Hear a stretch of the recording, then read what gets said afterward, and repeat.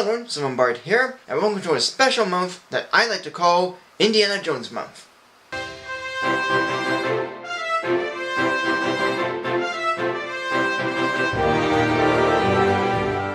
Yep, it's Indiana Jones Month, which of course means that I'll be reviewing all 3 of the Indiana Jones movies, plus 1.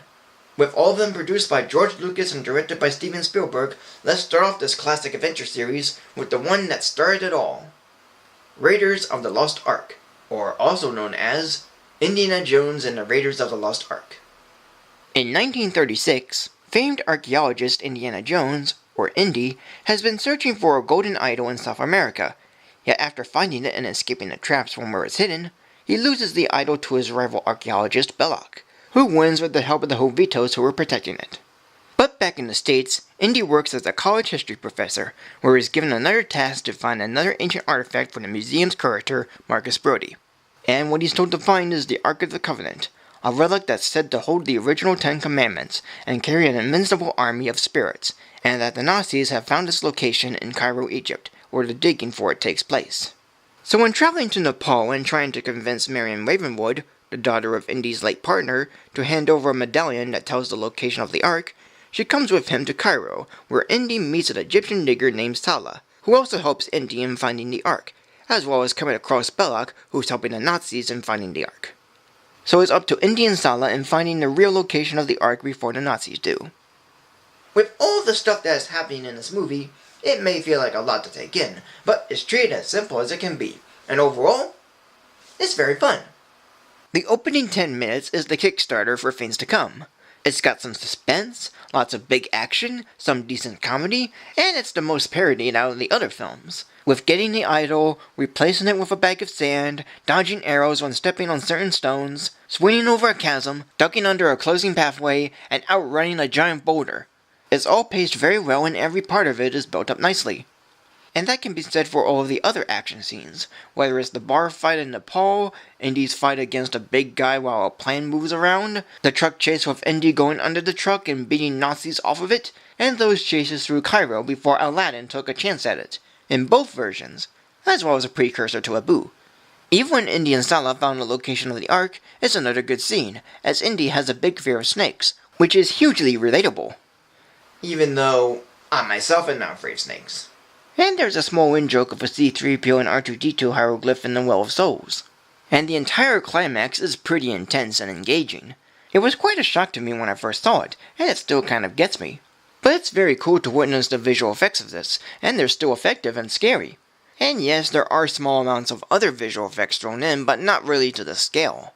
But the biggest and by far best thing about this movie is the music by John Williams.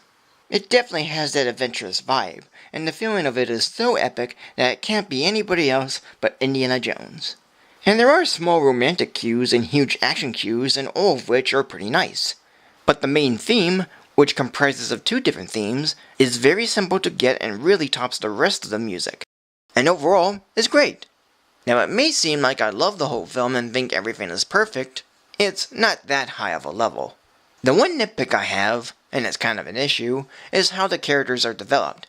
It really isn't bad, it's just that they're given a small amount of development, and I do feel like there should have been more time into getting to know these characters more. Not to mention that the dialogue between the characters are a little less than the characters themselves. But it's mainly the bare basics, which makes it simple to grasp. But then the film has so much going on and a lot of story detail, that by having so much story and little character would be kind of off. Still, it's a nitpick, and it's not too terrible of one, but it's something I feel like mentioning. Yet with that said, the rest of it all is still pretty good and fun. And the actors playing their characters are fun and pretty great. Harrison Ford plays Indiana Jones, Karen Allen plays Marion Ravenwood, John Rhys Davies plays Salah, Ronald Lacey plays Tolt, Paul Freeman plays Belloc, Demholm Elliott plays Marcus Brody, Alfred Molina plays Satipo, Wolf Keller plays Dertrick, Vic Tablin plays Barranca and Monkey Man, Don Fellows plays Colonel Musgrove, and William Hookins plays Major Eaton. As a whole, this movie is fun. The characters are great, the story is nice, and the effects are pretty good. This is what I consider to be the definite adventure film, filled with fun action, intriguing mystery, great music, and being enjoyable throughout. Even though there's minimal development with the characters, as well as dialogue, it really doesn't matter since it goes to the basics, and the performance of the actors and its directions do pull it off in such a nice way. And the idea of finding ancient relics with supernatural powers isn't that crazy of an idea, as I can buy it based on the situation at hand, and the tone the film goes for. In short, I do enjoy the overall product. It's a pretty good adventure flick, and one I don't mind seeing again soon. So today, this movie we get a rating of 3 stars. So thank you for joining me. Like, comment, subscribe, follow me on Facebook or Twitter, support me on Patreon, and until next time for more of Indiana Jones Month.